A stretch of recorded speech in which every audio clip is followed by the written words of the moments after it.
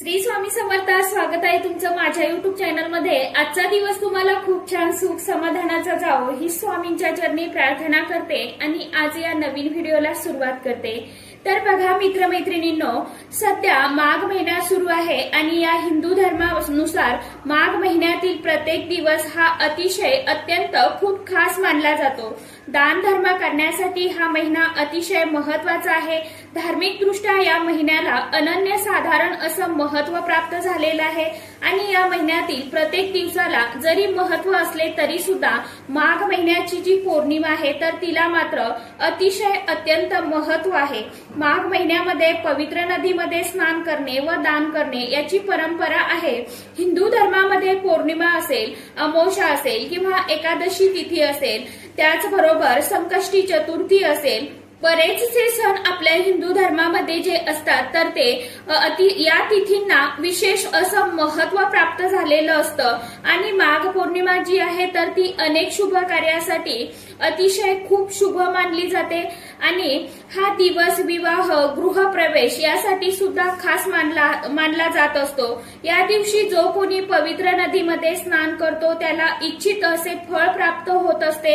त्याचप्रमाणे मोक्षाची प्राप्ती होते। पवित्र नदीमध्ये स्नान करणे जर शक्य नसेल तर आंघोळीच्या पाण्यामध्ये 4 थेंब गंगाजल आणि काळी तीळ टाकून आपण स्नान करावं। यामुळे पवित्र नदीमध्ये स्नान केल्याचं पुण्यफळ आपल्याला प्राप्त होत असतं। आता यंदा माघ पौर्णिमा जी आहे तर ती 11 फेब्रुवारीला मंगळवारी संध्याकाळी 6:55 सुरू होणार असून 12 फेब्रुवारीला ती संपणार आहे। त्यामुळे पौर्णिमा तिथी जी आहे तर ती आपल्याला 12 फेब्रुवारीला म्हणजेच बुधवारी साजरी करायची आहे।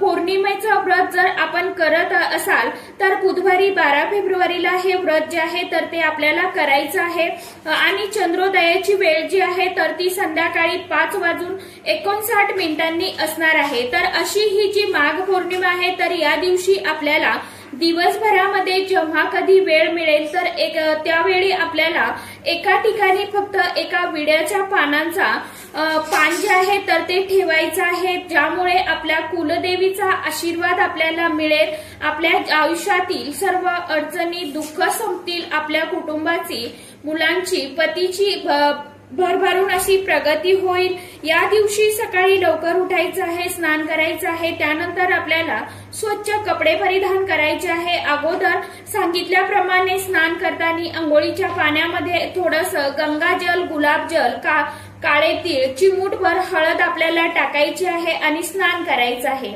या दिवशी सूर्यमंत्र म्हणत आपल्याला सूर्यदेवांना अर्घ्य द्यायचं आहे आणि रात्री आपल्याला चंद्रदेवांना सुद्धा अर्घ्य जे आहे तर ते अर्पण करायचं आहे। तसेच या दिवशी माता लक्ष्मी आणि भगवान श्रीहरी विष्णुदेव यांची पूजा जी आहे तर ती आवर्जून करायची आहे।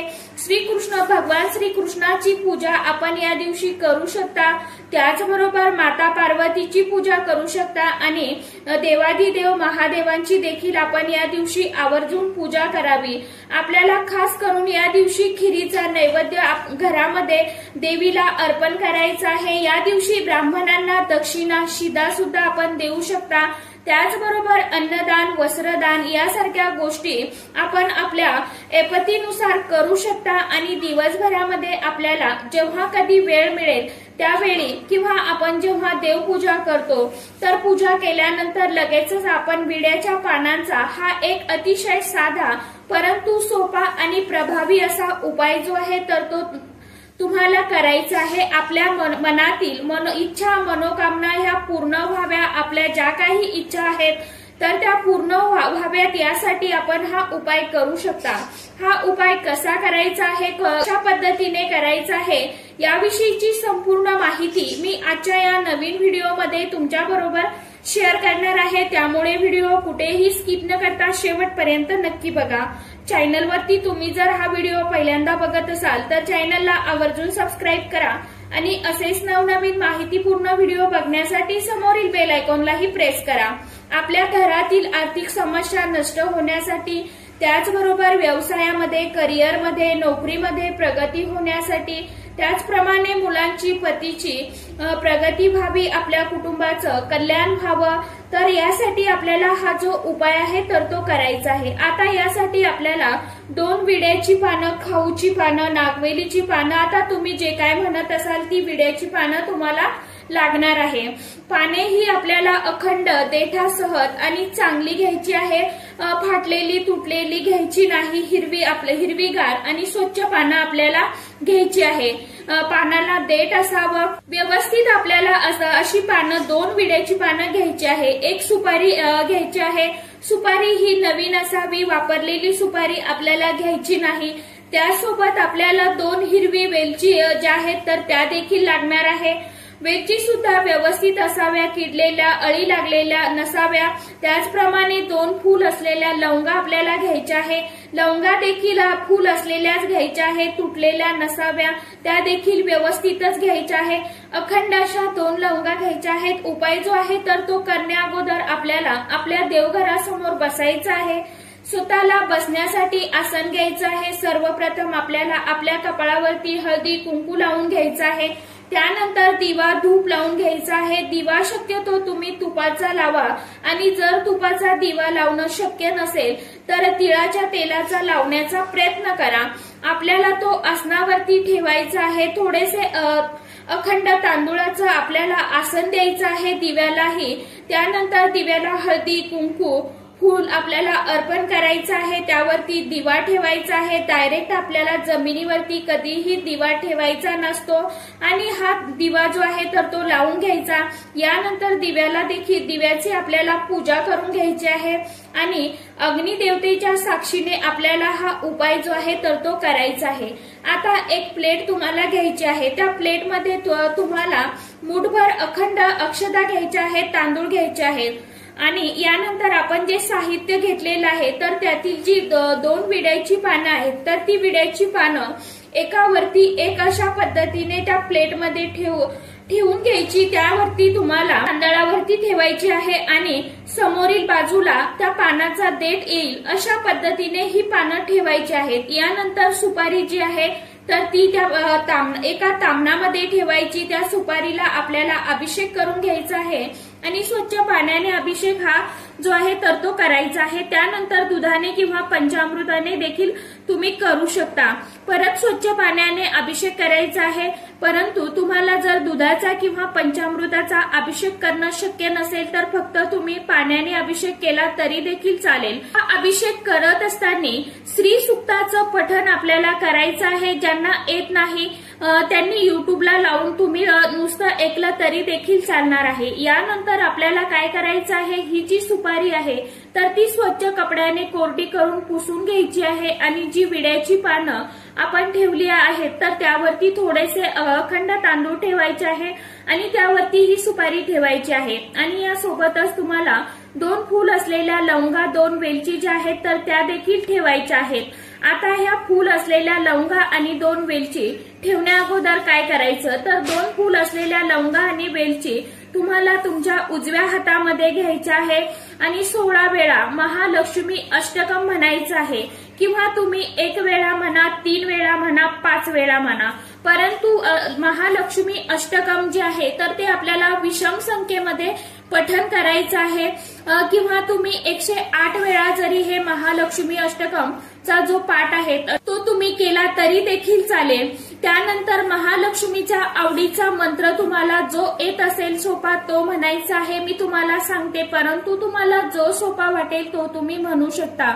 ओम श्रीम श्रीये नमः या मंत्राचं पठण करायचं आहे, किंवा तुम्ही नुसतं श्रीम मंत्राचं पठण केलं तरी देखील चालणार आहे।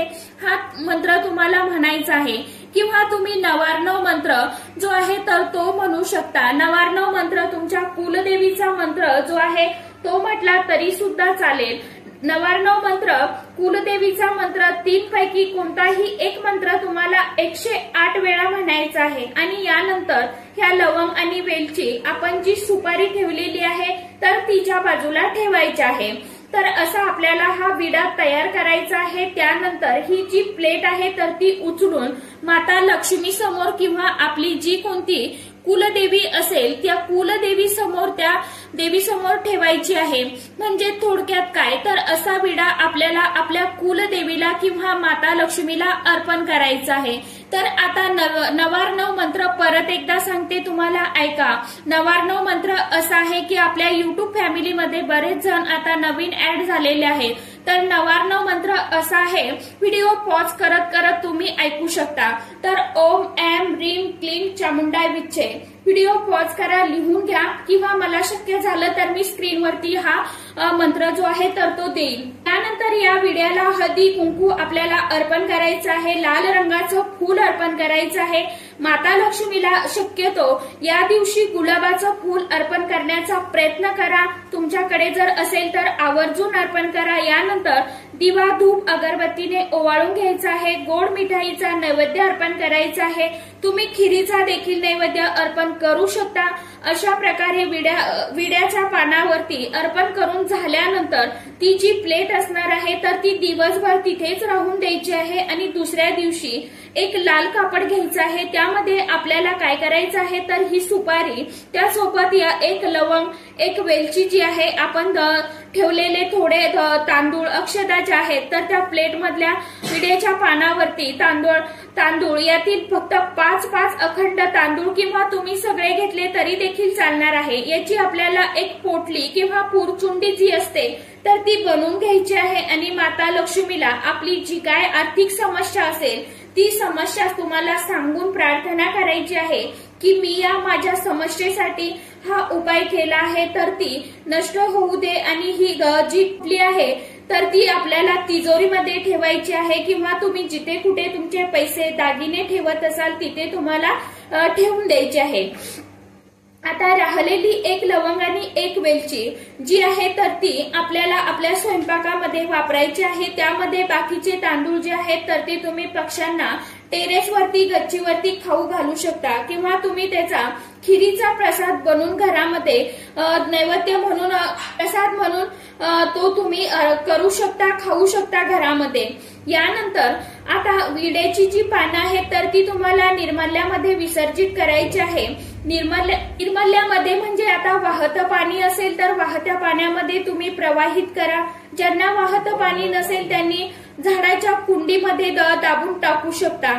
तर अशा प्रकारे हा जो साधा आणि सोपा परंतु अतिशय प्रभावशाली उपाय जो आहे तर तुम्हाला पौर्णिमेच्या दिवशी म्हणजे बुधवारी करायचा आहे। ज्यांना सकाळी करणं नाही शक्य झालं त्यांनी सायंकाळी केला तरी देखील चालेल। कोणताही उपाय सेवा करताना आपली श्रद्धा असणं महत्वाचं आहे। कोणताही उपाय मनापासून केला तर त्याचा परिणाम आपल्याला काहीच दिवसात दिसायला सुरुवात होते। आता तुम्हाला जर लवंग आणि वेलची वापरणं शक्य झालं नाही तर फक्त विड्याच्या पानावरती सुपारी आपल्याला जी आहे तर ती ठेवायची आहे आणि त्याची आपल्याला पोटली बनवून आपल्या तिजोरीमध्ये ठेवली तरी देखील चालणार आहे। त्यामुळे आपल्या ज्या काही इच्छा, आकांक्षा, मनोकामना आहेत तर त्या नक्कीच पूर्ण होत असतात। जर शक्य असेल तर आपल्या जवळपास जर माता लक्ष्मीचं मंदिर असेल तर त्या ठिकाणी जाऊन सुद्धा आपण हा विडा जो आहे तर तो लक्ष्मी मातेला अर्पण करू शकता। म्हणजे विड्याची पानं त्यावरती लवंग, वेलची आणि सुपारी असा हा विडा आपण अर्पण माता लक्ष्मीला पौर्णिमेच्या दिवशी अर्पण करू शकता। तर चला आजच्या व्हिडिओमध्ये इतकीच माहिती होती, कशी वाटली नक्की सांगा। व्हिडिओ आवडला तर चॅनलला आवर्जून लाईक, शेअर, सबस्क्राईब जरूर करा। परत भेटूया नवीन माहिती सोबत, नवीन व्हिडिओ सोबत। तोपर्यंत सर्व माझ्या युट्यूब परिवाराला श्री स्वामी समर्थ।